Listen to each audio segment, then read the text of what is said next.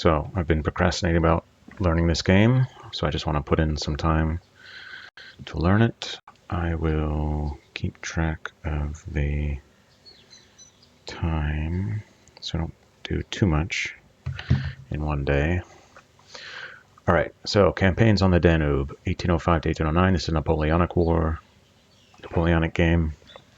Table of contents, we got introduction, getting started, scenarios and play options, general information, army orders panel, corps orders panel, orders to a division, actions, movement effects, fatigue, desertion, supply, hospitals, battles, viewing reports, victory reports, scenarios, designer's notes, supply, designer's notes, and credits. Okay. Introduction. Do I need this? Is it this? Campaigns on the Danube, COTD, is an operational study. Let me see. Yeah, this is working. Is an operational study of the campaigns along the Danube in 1805 and 1809. The COTD system focuses on trying to present the player with the same sort of decisions placed on their historical counterparts: how to feed an army and how to move that army according to a plan, all the while trying to fight a campaign. In campaigns on the Danube, players will have to send all orders by messenger. Wireless is still almost a century away, so the only way to tell a subordinate 10 miles away what to do is to send someone on a horse to deliver the order. By its very nature, this causes delays in getting your units to move. Once the order has arrived, the officer in charge has to read it and issue the order to his divisions. These also travel by messenger. Oops. And they also mean further delays. Eventually, your divisions will begin to move as you asked. Unfortunately, the conditions that led to their orders may have changed in the meantime. Campaigns on the Danube allows players to play with the enemy forces in view, but this is definitely not recommended, so meaning no fog of war. Even Napoleon had to rely on reports to find out where the enemy was. The reports he received did not tell him everything. They only told of different formations spotted here and there, and that information could have been hours old by the time he read it. In campaigns on the Danube, locating the enemy forces is very important. It wouldn't be the part of any grand plan to see your army uncover its line of communications to a hidden enemy force. It wouldn't be the part of any grand plan to see your army uncover its line of communications to a hidden enemy force. In history, it meant defeat. In campaigns on the Danube, it also means defeat. Cavalry have the ability to disengage from enemy forces without having to fight in a battle. So what is he saying here? I think what he's saying is line of communications. So I think what that's saying is you can do this in Take Command as well. Take Command, Second Manassas. You could send cavalry, and they could park on some road that the enemy army is using to pass communications, and they could intercept any messengers that are being sent to communicate between the different parts of the enemy army. I think that's what it's saying. Cavalry have the ability to disengage from enemy forces without having to fight in a battle. This ability and the natural speed of horse movement must be exploited for all it's worth. An army that doesn't know where the enemy is will not be ready if that other army suddenly descends upon it with a flurry of cannon and musket fire. Napoleonic warfare used cavalry to find the enemy and also to hide the maneuvers of its own army from enemy cavalry. Once the enemy had been found, a single corps could be used to engage and pin that enemy, while the rest of the army moved to not only support the initial corps, but also to separate the enemy army from its supplies and its path of retreat. What made a battle decisive is whether this took place. Beating an enemy army usually meant little if the enemy was still well supplied and in good order. To win a war required more than inflicting 22 to 5% more casualties on the enemy. It required gaining a position that made the enemy army vulnerable to further attacks. It meant destroying the confidence of the enemy soldiers in their officers, and it meant making the enemy army subject to pursuit as it tried to regroup. Supply is very important in campaigns on the Danube. For an army to move, it must be fed. To feed tens or hundreds of thousands of men in the field with nothing more than rivers and horse-drawn wagons to transport all those supplies is a massive undertaking all by itself, regardless of whether there's a war on. Good studies of Napoleon on campaign make it clear that he paid a high degree of attention as to how his army would get its food. Depots had to be set up, preferably before the army even arrived in the area. Lines of communication had to be set out in advance, and hospitals had to be located and readied. In campaigns on the Danube, supply is abstracted somewhat, but the overall planning still remains, the focus being on the center of operations, which is the heart of the supply system. Scale. In campaigns on the Danube uses a ground scale of 9 kilometers per hex. The unit of maneuver is the division, and the time scale is single-day turns that tick by in 24 one-hour pulses. Okay. Installation. Okay. Website updates. Okay. Game support. Okay. Next page. Getting started. Units. Army headquarters. There's the size, the administration, inspiration, battle, army. Okay. Corps headquarters. So 3x is a corps, 4x is an army. I guess Napoleon is the name of the commander. And these, I guess, are like ratings for different things. Battle rating, inspiration rating, administration rating. Corps headquarters. Side, French. Administration rating, inspiration rating, battle rating. Corps designation or commander. So I guess this is the commander name. Divisions and brigades. Combat unit types. Infantry, engineer. Okay. Cavalry is a horse. Artillery is a cannon. And, engineer is over here. Okay, so this is infantry. Don't know what these numbers are. I don't know what the flags represent. I guess the name is the commander or the unit. Unit information. Okay, here's the parent formation, the side, the effectiveness. I guess the picture is the unit type. The name is the unit commander. Straggle, I don't know what that means. Okay.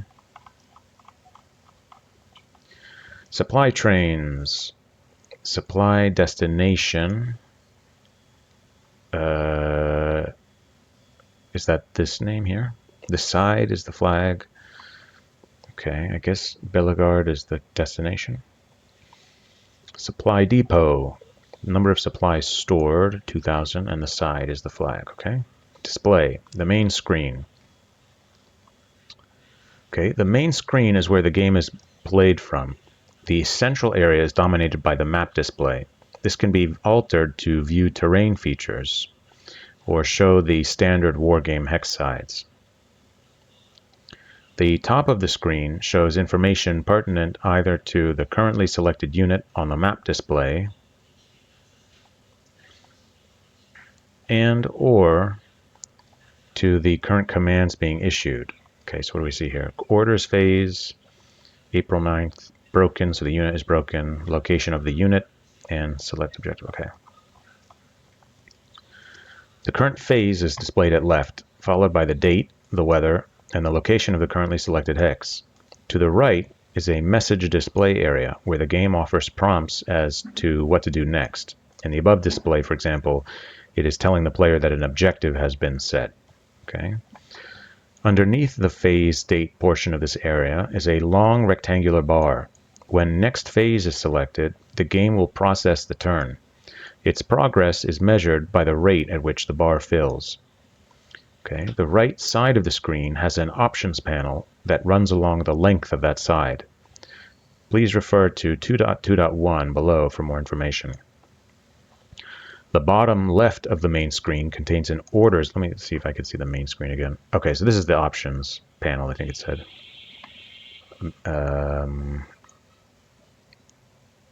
No, not that. Options panel. That's the name for this right part. Okay, the bottom left of the main screen contains an orders panel. Bottom left, I guess that's this rectangular area, okay, that pertains to the currently selected HQ, core unit, or supply depot or wagon. Please refer to the appropriate sections below for more information regarding this display. Finally, in the lower right corner is a mini-map. Let's look at that. Okay, yeah, right there. This shows the operational area for the current battle being fought. It displays French forces as blue squares, coalition forces as red squares, and cities or towns as small red dots. Other terrain features are displayed, such as roads, rivers, forests, and the like. The portion of the map currently displayed in the main screen is framed by a black rectangle on the minimap. Okay, that's fine. To jump to another portion of the map, click on the area to view. All very straightforward. Options panel. End orders, find army, find corps. I guess that's like find the army HQ, find the corps HQ, find division brigade, or maybe you click on that and then there's like a drop down to choose a particular army. Find city town, load game, save game, victory report, show city names, show forces, show hex grid, show supply, sound. Okay. Slower, game speed, faster. Okay, very straightforward. End orders. When a player has completed all of his orders and other actions, this button is clicked to begin the movement phase. Find army, corps, division brigade, or city town. The Find dialog allows the player to select an army, corps, division, or city or town by name from a list of that type. Once selected and the OK button is clicked, the Find dialog will disappear and the main map viewing area will move to center on that formation or town. Find army. Select formation to center map on. Okay. Find corps. Find division or brigade. Okay. Find city or town. Okay. Load game. Click on this button to load a previously saved game. This button is only available during an orders phase. The following dialog will appear. The only files ending in the .adx extension will be displayed. Selecting one of these and then clicking on Open will load all 3 associated files, and the display will be updated with the new data. Okay. Click on this button to save a game in progress. Oh, save game. This is only available when the game is stopped for an orders phase. A dialog box will come up. Enter a save game name or click on an existing name, which will overwrite the original, and then click Save. 2 files will be saved with the name chosen, and 2 different extensions, the primary one being .adx. Both files are necessary for the game to be restarted later. Victory status. This button calls the victory status screen. Show city names. This button toggles on and off the displaying of the names of all the towns on the map. When on, a banner with the flag of the owning side and the name of the town will be displayed. Show forces. Clicking on this button toggles the display of counters. The function is to allow the player to view the underlying map if he needs to. Show hex grid. This button toggles on and off the display of the underlying hex grid. It can be difficult to count the number of hexes between 2 points without this feature. Show supply. Clicking on this button toggles the display of supply depots and wagons.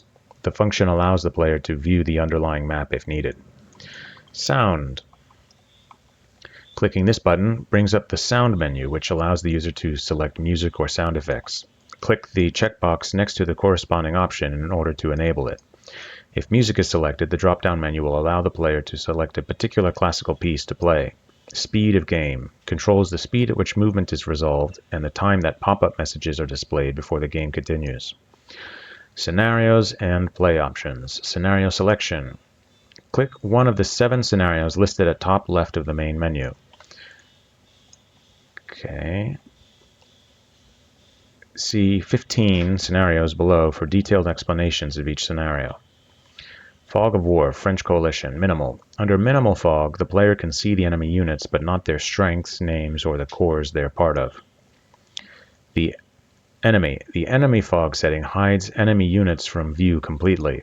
As your units move, they may sight the enemy. Those units will be visible to the player, although their names and corps identification will still be hidden.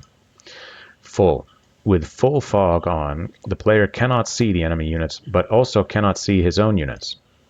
When units are visible on the map, the player has to remember that that is only the last reported position of the unit, whether it be friendly or enemy. The reported positions may be several hours old or even longer. With this setting, even combat results and the capture of towns exist only in reports that have to travel back to the player in order to be read. This setting provides the most realistic battlefield conditions. It is recommended that players do not start with this setting when first being introduced to the system. In a game between two experienced players, however, it presents a very interesting option. Okay, so what's the recommended?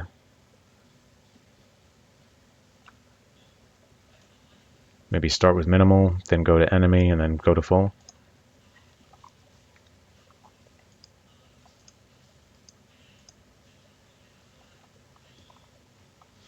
Player options: Solitaire game, Coalition or France. The computer opponent is programmed to play either side against a human player. It operates under the same conditions as the human player. There are no weighted dice, augmented strengths, lack of fog in favor of the computer, or any other types of cheating. That's very good to see. Unfortunately rare. PBM feature, France. Unlike the previous 1806 game, 1805 and 1809 allows for campaigns to be fought by two players via email. One player sets up the game, selecting the PBEM game option, play by email game option. From then on, the game will prompt players when to send the game files to the other player and provide playback of movements and battles. Replaying a turn in order to get a better result is pretty much pointless, as the game resolves battles on one machine before first replaying the result on the other. So although a battle may be replayed over and over, it is unknown as to whether a better or even a worse outcome is the result. That's good to hear. Example of play by email. The French player loads a game and selects replay. If battles are found, the player decides on the strategy and exits, sending the game files to the other player. The Austrian player now runs the playback of the previous turn's movement, and then decides on the battle strategy and exits. Prior to shutting down, the game has resolved all of the battles. The files are now sent to the French player. Running playback now displays the battle results, and then the French player is provided an orders phase.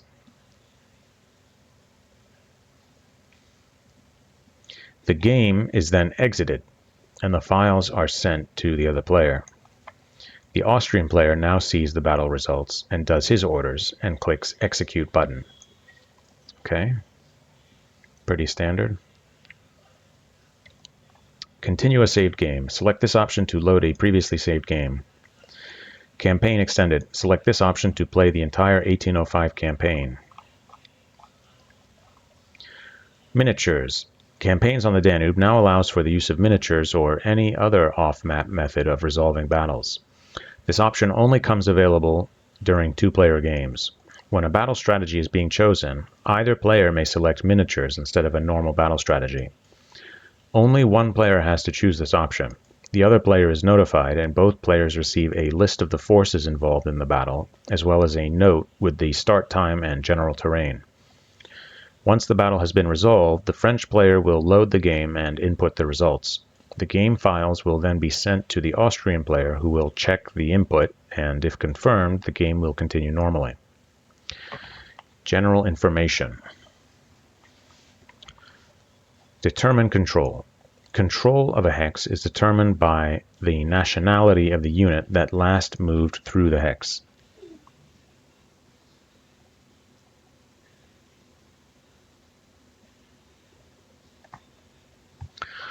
Date. Campaigns on the Danube ticks by in hour-long impulses. 24 of these impulses represent a day.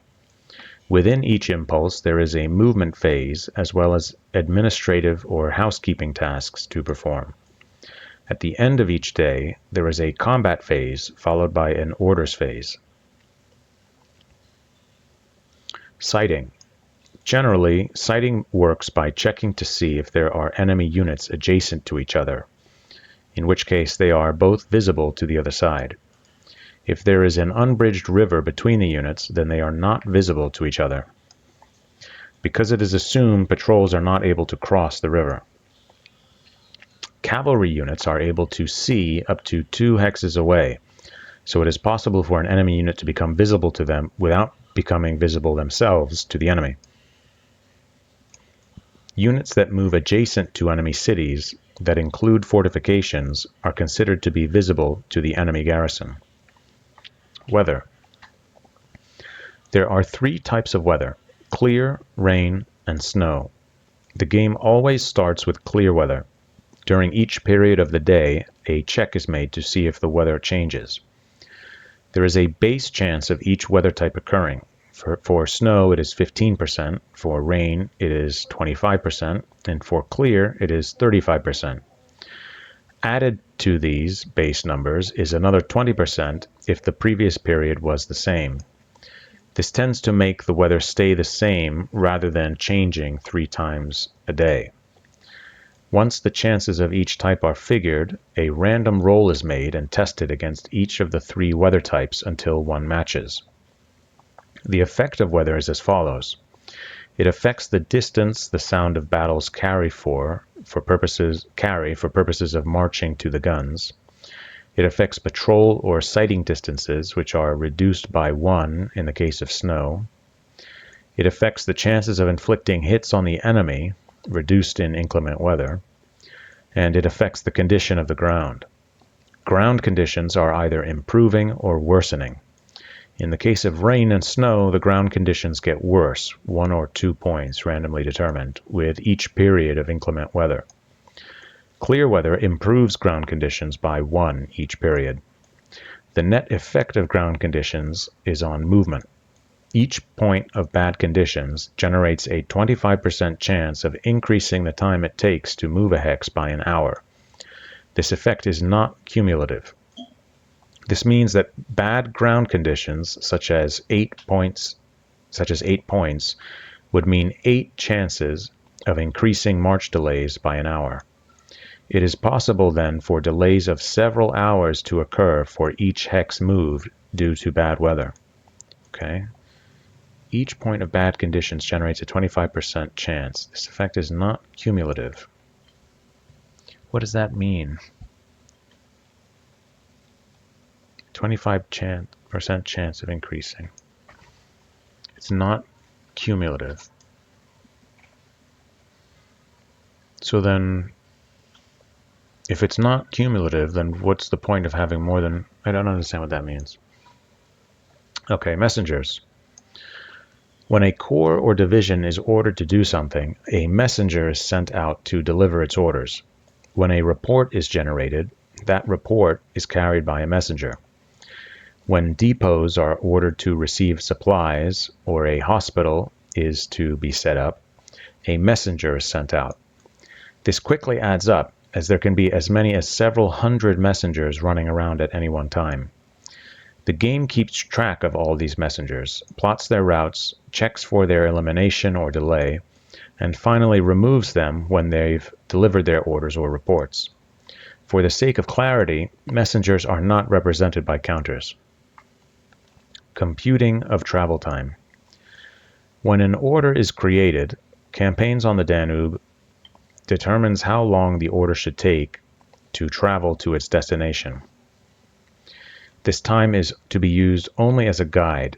Messengers may actually be captured or be forced to take a different route than the one that the estimate was based on. Of course, the target of the order may be moving as well during the messenger's travels, making delivery more difficult. Scrolling. The map is much bigger than can be displayed on a single screen. To scroll the map, the player may use the scroll keys on the keyboard or move the mouse over one of the aqua-colored bars at the edges of the display. The map will scroll 2 hexes at a time in the direction chosen. Okay.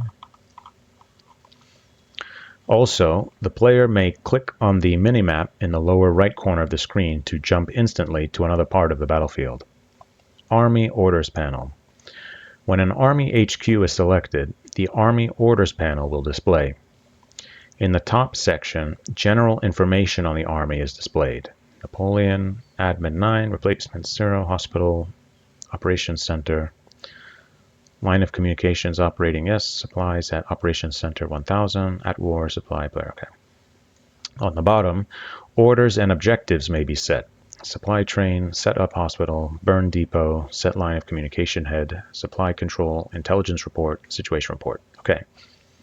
5.1, top of the Army Orders panel. Napoleon is the name of the Army commander in this particular example. The name of the Army commander is always displayed here. Admin is the administration rating of the Army commander. The higher the rating, the more apt he is at running and organizing his army. Hospital is the name of the city or town that the Army's hospital is located. Replacements is the number of replacements available to recover wounded strength in the ranks. This is effectively a reserve of strength. Operations Center is the location of the Army's Operations Center. LOC operating indicates if the line of communication, LOC, represented by the Operations Center is operating or not, that is, receiving supply. Okay.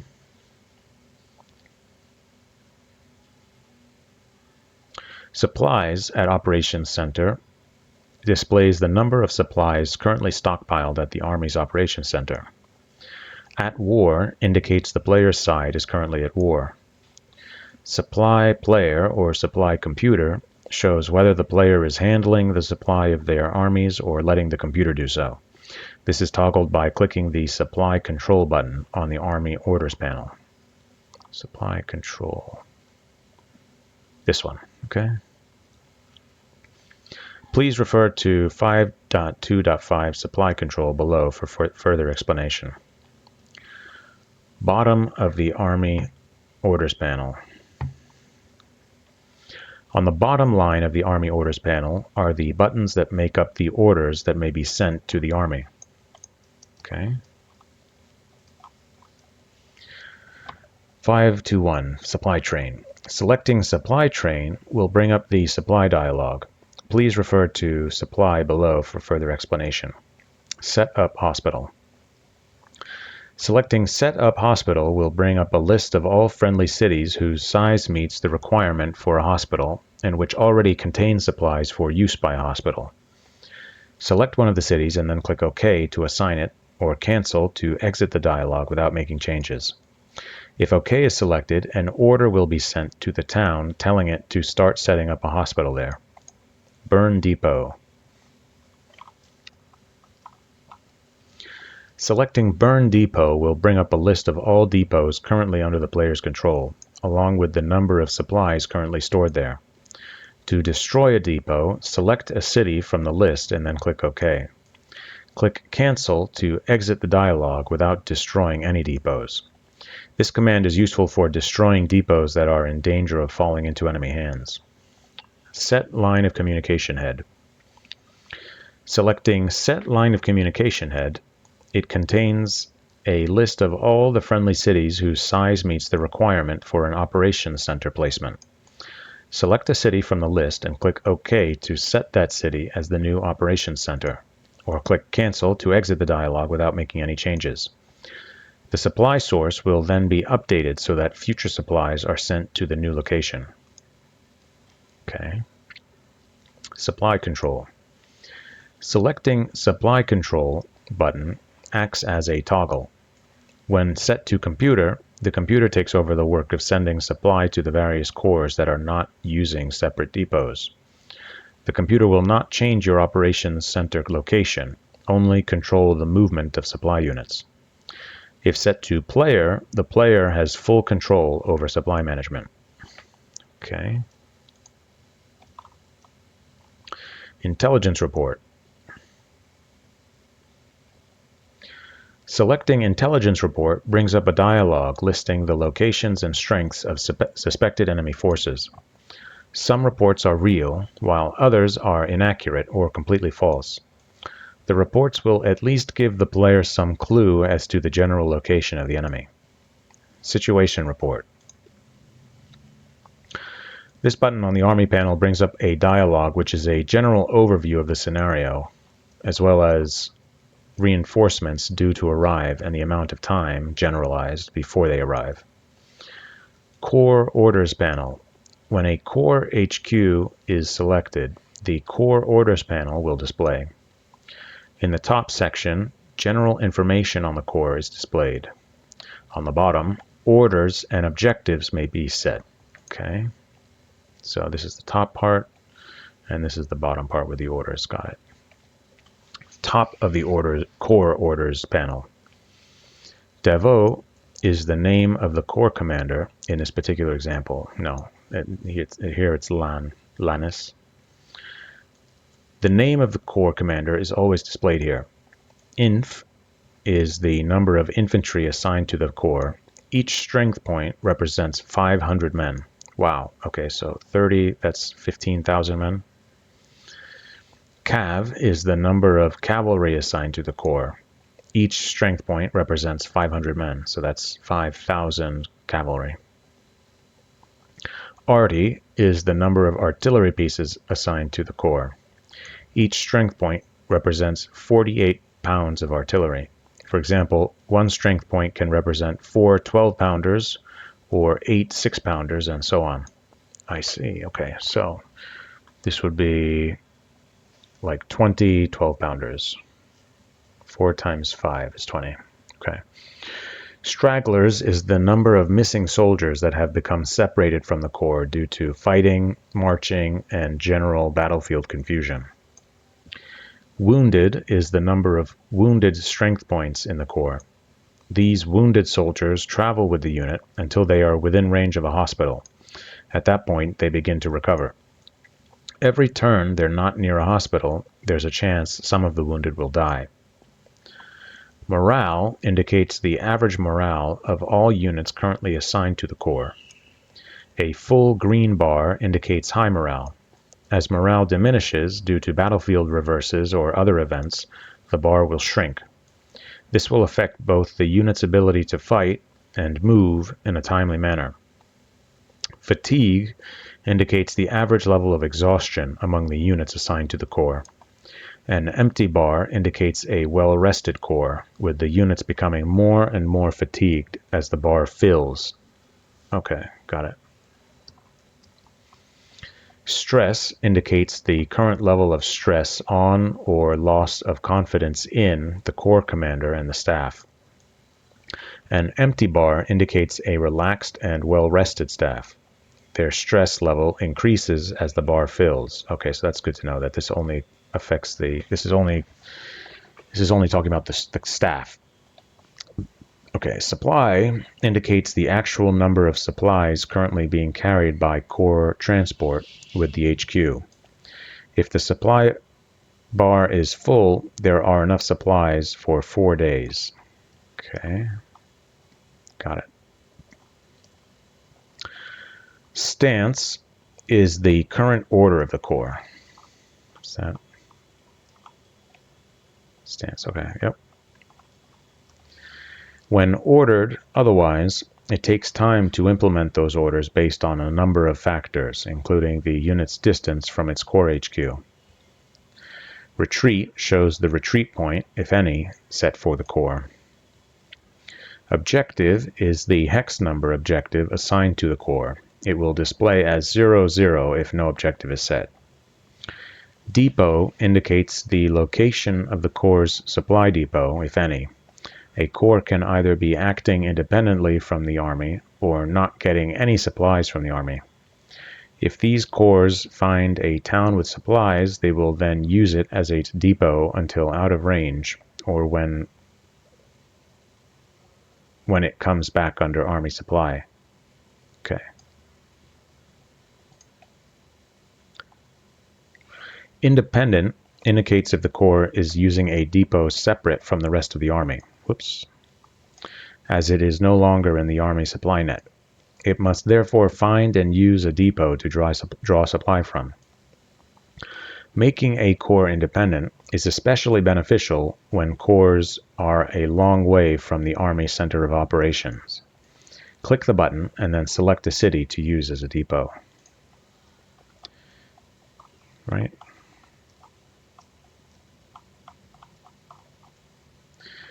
To the guns will set the Corps to move towards the sounds of battle if it is within hearing range.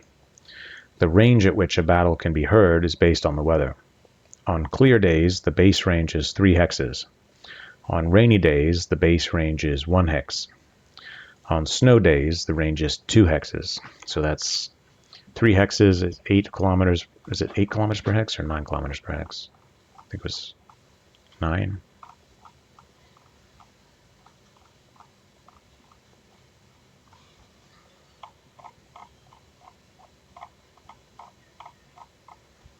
Nine kilometers per hex. So it's like 4.5 miles, 4 miles.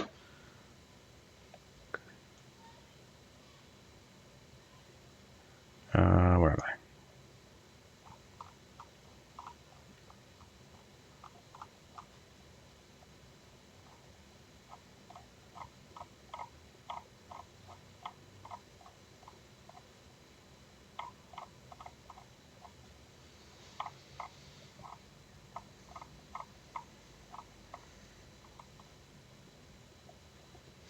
So that's like 12 miles.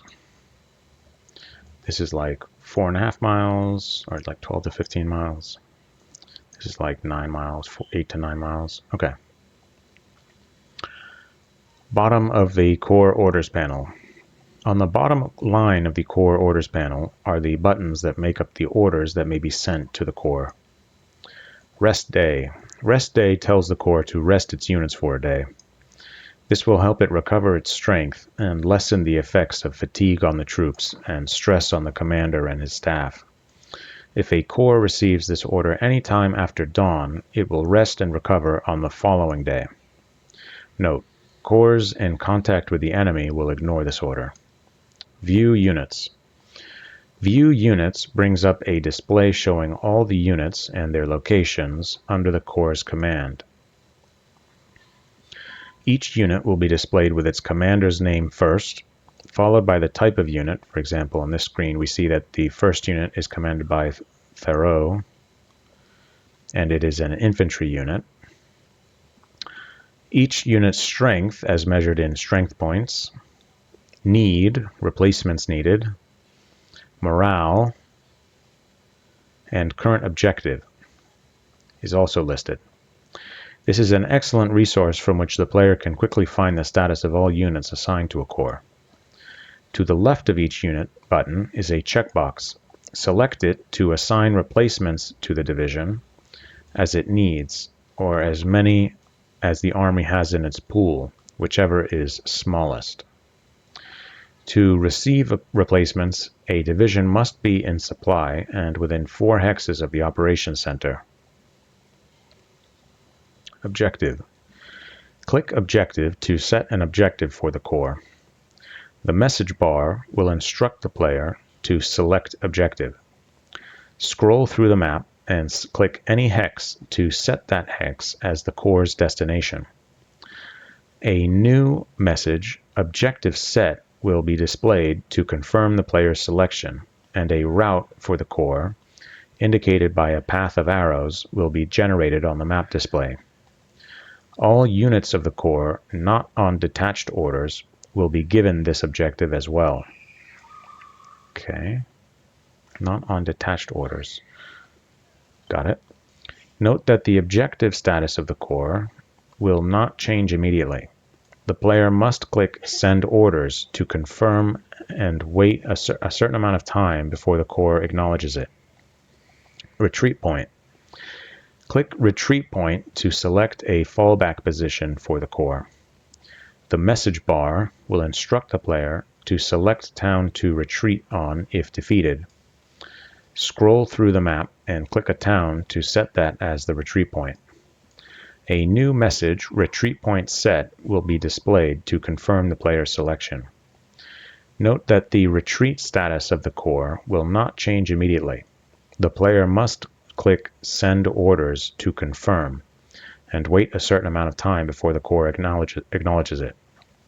Note, the player must select a hex containing a town. Other hexes will be ignored. Note, the retreat point is the location where all shattered Corps units will retreat. It's a good idea to have the retreat point near the Corps' hospital, if at all possible. Stance. Click on Stance to set the Corps' general orders.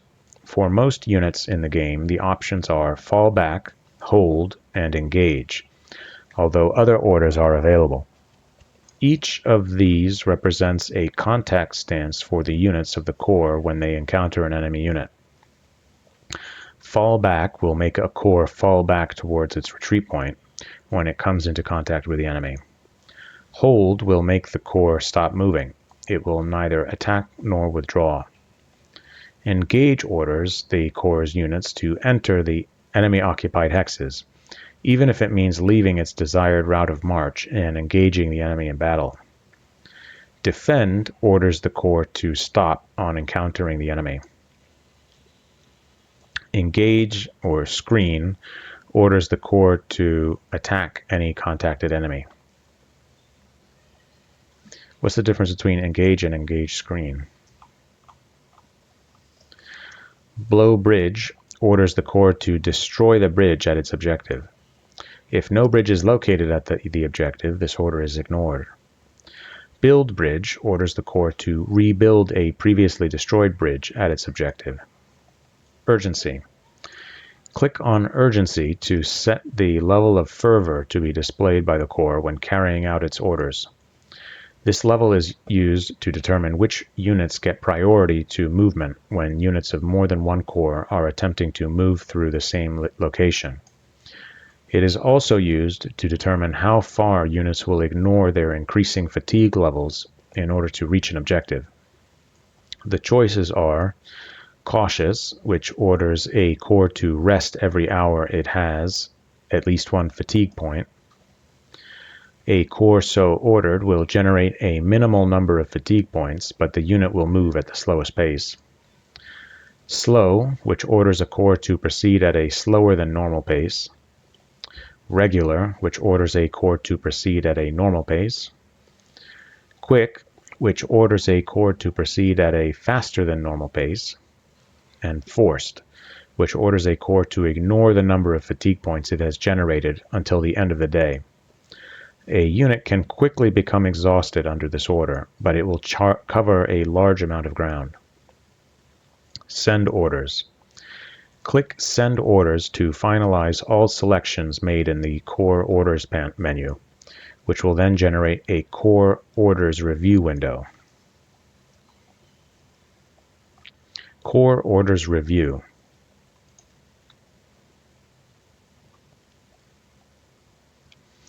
This dialog gives a summary of all selected orders, including an estimate of how long it will take to deliver the order to the Corps HQ. Below the Review dialog is a list of the units that make up the Corps, each with a checkbox to its left. Select the checkbox to cause the selected unit to operate under the orders displayed above, or leave it unchecked to keep the unit from following those orders.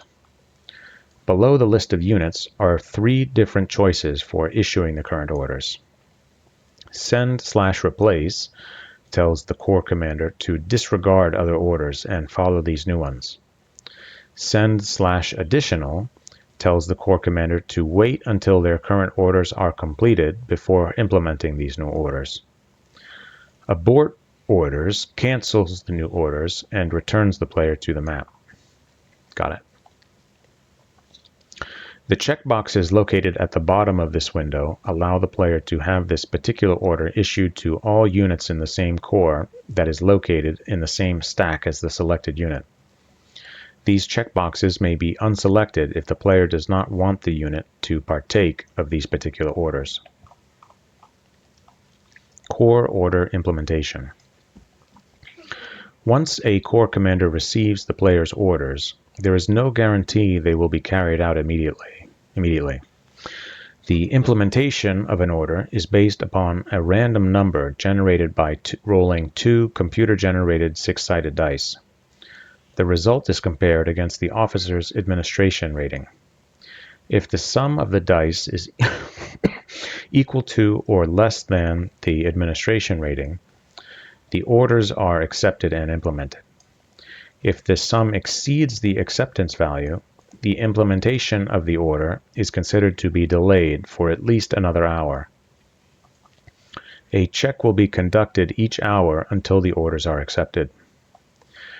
Once an order has been accepted by the Corps commander, he acts on the order by sending a messenger to each of his units. The way that they do it, why don't they just show the administration rating as a percentage instead of a number? Because you have to convert it into a percentage in your mind. Anyway. Once an order has been accepted by the Corps commander, he acts on the order by sending a messenger to each of his units. Any units not selected, that is, whose checkbox was not selected, in the Corps order review are not sent new orders. Orders are written by the Corps commander for their subordinate units, incur a 20% chance per order of incurring one stress point on the staff. The effect of this rule is to penalize corps that have more units than their commander and his staff can handle. I see. Okay, I think I'm going to... Should I keep going? Yeah, I'll read 7. Maybe I'll stop at 8. Oh, 8's not that long either. Okay, orders to a division or unit. Right-clicking on a unit or a stack of units, continue to right-click to scroll through a stack, will bring up each individual unit. Information associated with that unit is displayed on the Division Orders window at the bottom of the screen. Unit status. Unit commander. In the upper left corner, the unit's commander is displayed, Saint Sulpice in this case. No, in this case it's Devo or Demon. Next to that, in parentheses, is the name of his superior, Corps commander, in this case, Devo. Unit condition. Fatigue indicates the average level of exhaustion among the units assigned to the Corps. An empty bar indicates a well-rested Corps, with the units becoming more and more fatigued as the bar fills. Quality indicates the experience of the unit, which directly influences its combat ability and morale levels. The 4 levels of quality are trained, fights at 90% of its combat ability; regular, fights at 100% of its combat ability; veteran, fights at 125%; and elite, fights at 135%. Morale indicates the average morale of all units currently assigned to the Corps. A full green bar indicates high morale. As morale diminishes due to battlefield reverses or other events, the bar will shrink. This will affect both the unit's ability to fight and move in a timely manner. Unit goals. Objective is the hex number objective assigned to the Corps. It will display as 00 if no objective is set. Supplies indicates if the unit is in supply, yes, or not, no. Stance is the current order of the Corps. When ordered otherwise, it takes time to implement those orders based on a number of factors, including the unit's distance from its Corps HQ. Issuing orders to a division or unit. Objective. Click Objective to set an objective for a unit. The message bar will instruct the player to select objective. Scroll through the map and click any hex to set that hex as the unit's destination. A new message, Objective Set, will be displayed to confirm the player's selection, and a route for the unit, indicated by a path of arrows, will be generated on the map display. Note that the objective status of the unit will not change immediately. The player must click Send Orders to confirm and wait a certain amount of time before the Corps acknowledges it. Detach. Selecting this command will detach the unit from core command and allow it to receive orders separately from its parent core. Note: for supply and command purposes, the unit will still be considered to be under its parent core. Transfer HQ. Divisions may be transferred from one core to another. To do so, select this command to bring up a list of all the friendly cores in the current game. Click a core represented by its commander and select Transfer to place the unit under its command. Got it. You have this in decisive campaigns as well. Select Cancel to abort the transfer and return to the map. Note: keep in mind that assigning too many divisions to a corps may diminish the leadership ability of the commander and his staff. Note: a unit so transferred will immediately begin to operate under its new parent corps commands. For command purposes, it is immediate, but the corps orders will still have to arrive at the division before the division will actually join the corps in any capacity, besides just a change in ID. Okay. Stance. Click on Stance to set the unit's general orders. These are Fall Back, Defend, and Engage/Screen. Engineer units may also either blow bridge or build bridge. Each of these represents a contact stance for the units of the corps when they encounter an enemy unit. Fall Back will make a unit fall back towards its retreat point when it comes into contact with the enemy. Defend will make the unit stop moving. It will neither attack nor withdraw, but will defend against attack. Engage/Screen orders the unit to enter enemy-occupied hexes, even if it means leaving its desired route of march and engaging the enemy in battle.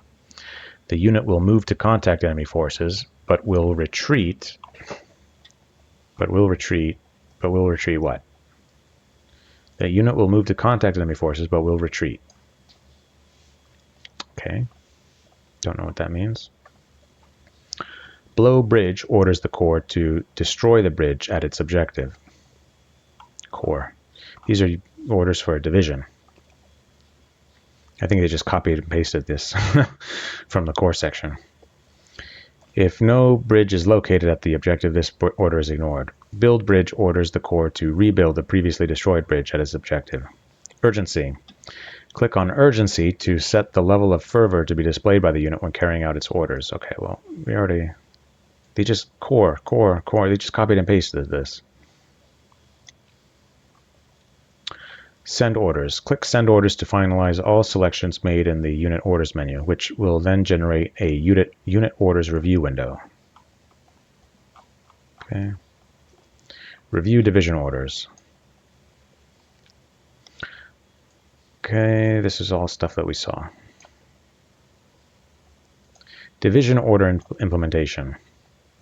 Once a division or unit receives the player's orders, either directly or from either its core commander or the army commander, there is no guarantee they will be carried out immediately. The implementation of an order is based upon a random number generated. Okay, we already saw that. Actions. Okay, should I read 8? Well, it's not that long.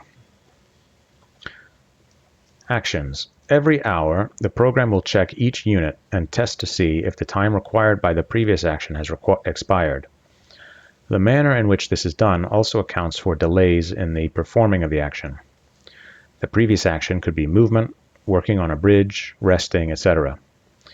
Each of these take various amounts of time, and in the case of movement, the length of time required is dependent on the terrain of the hexes being entered. Rules governing time delay. The game determines the chance of reducing the time delay by first figuring the average of the corps commander's administration rating and the urgency level of the unit. If the distance to the HQ is 2 or more, then this value is increased by 4. This value is increased by 2 if the unit is cavalry. If the scenario is 1805 and the unit is Austrian, and the current impulse is in the morning, the value is lowered by 4. I wish they had these in terms of percentages.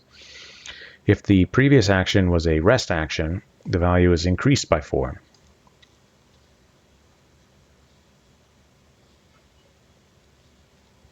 So increasing it makes it less likely.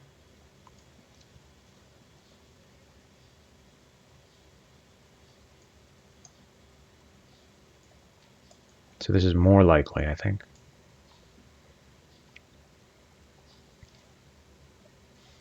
If the previous action was a rest action, increased by 4. If the unit is marching to the sounds of guns, it is considered to be doing so at a forced pace, leaving behind anything holding up the march. This reduces the value by 3. The game then rolls 2 computer-generated 6-sided dice. If the sum is less than or equal to the value, the delay is reduced by 1. Less than or equal. So you want this value to be as big as possible. So adding to it is good, reducing it is bad. So this is bad. This is good. This is bad. This is good.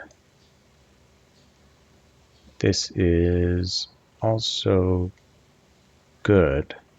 But why does it say 2 or more? Maybe it means 2 or less?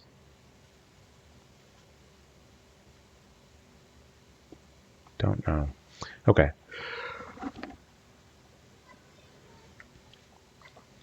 The above check is performed twice.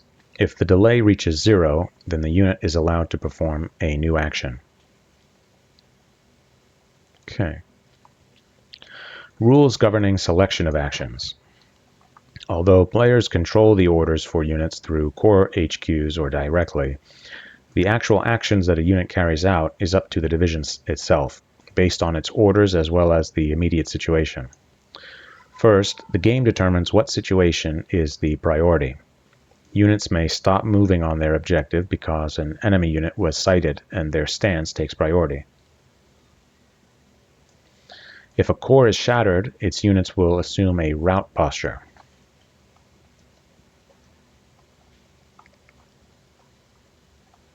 If the enemy is adjacent to the unit may assume a withdrawal stance. If the unit is on withdrawal orders or is routing, the total of its wounded and stragglers is more than twice its remaining strength. The total of its wounded and stragglers is more than twice its remaining strength.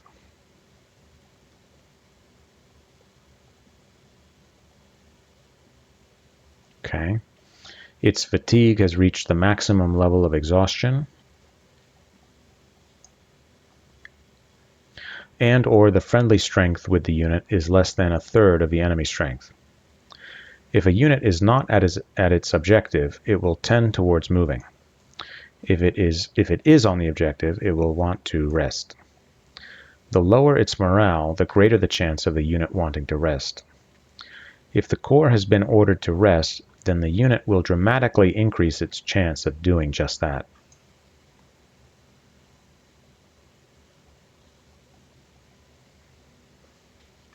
The fatigue a unit has accumulated is subtracted from the chance of the unit moving and added to the chance of it resting. If the unit has stragglers, the game will roll 2 dice with a -2 modifier against its urgency. If the urgency is higher than the sum of the dice, the unit adds the sum of a new 2 dice roll to its chance of moving. Okay. Otherwise, the unit increases its chance of resting by its fatigue level. I don't know how to convert that into percentages. I'll worry about that later. 2 dice with a -2 modifier against its urgency.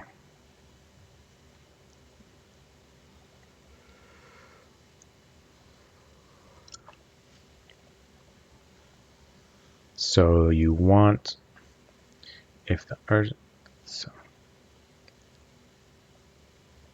so you want urgency to be higher, and you want this die roll to be low. Then you would roll again and add that to the chance of moving. Okay. If the unit is routing, the chance of it engaging the enemy is zeroed. If an artillery unit is stacked with other units of the core now, and the hex it is to move to has no units of the core, then its chance of moving is greatly reduced. This is to prevent artillery units from ever leading the core into battle. Okay.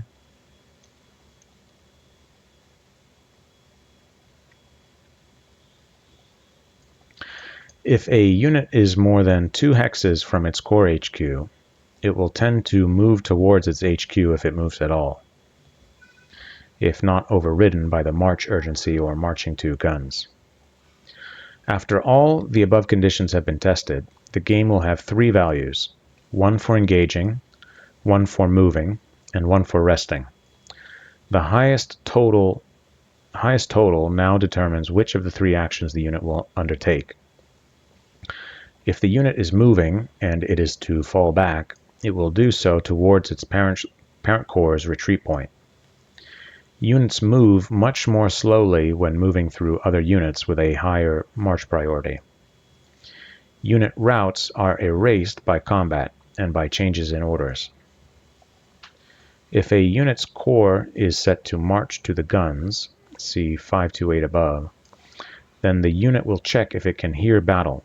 If the range is too great, it will not move towards it. If a unit involved in the battle and the unit checking to see if it can hear it are from different cores, then the range is halved, rounded up. The range is halved. What range? Are from different cores? If a battle is within range of a unit that is part of a core ordered to the sound of the guns, then the effective urgency of the unit is increased to 9 temporarily, and the objective becomes the battle hex. Okay, I don't understand what this is saying, but I'll worry about that later. All right, section 9 I'll do next time. I think I'm about halfway through the rules, hopefully. 9, 10, 12, battles, shattering. And these are just scenario descriptions, page 28.